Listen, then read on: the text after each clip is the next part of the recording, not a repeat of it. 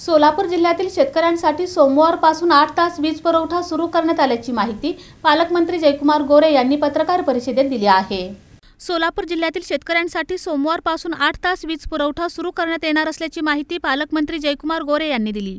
तसेच येत्या 2 ऑगस्टपासून सोलापूर मुंबई विमान सेवा पुन्हा सुरू होणार असून शहरातील उड्डाणपूल आणि होडगे येथील आयटी पार्क प्रकल्पांसाठी जलसंपदा विभागाने एमआयडीसीला जागा विनामोबदला हस्तांतरण करण्यात आल्याचेही गोरे यांनी सांगितले। शेतीसाठी वीज पुरवठ्याबाबत शेतकऱ्यांची मागणी लक्षात घेऊन शासनाने सकारात्मक निर्णय घेतला आहे। सोमवारपासून जिल्ह्यातील कृषी पंपांना दररोज 8 तास वीज पुरवठा केला जाणार आहे। या निर्णयामुळे पिकांना वेळेवर पाणी देता येणार असून शेतकऱ्यांना मोठा दिलासा मिळणार आहे। अल निनोमुळे वीज पुरवठा आधी 2 तास आणि त्यानंतर 5 तास करण्यात आले होते। अनेक दिवसांपासून प्रतीक्षेत असलेली सोलापूर मुंबई विमान सेवा येत्या 2 ऑगस्टपासून पुन्हा सुरू होणार असल्याची घोषणा त्यांनी केली।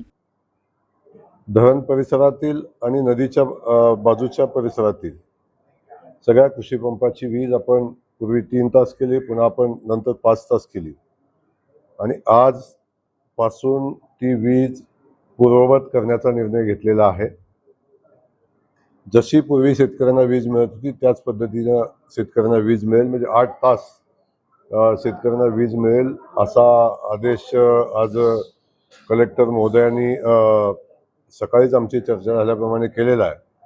त्यामुळे सगळ्या शेतकरी बांधवांसाठी आनंदाचा विषय आहे की उजनी 97% भरलंय आणि आता शेतकऱ्यांची वीज पूर्ववत केली जाणार आहे।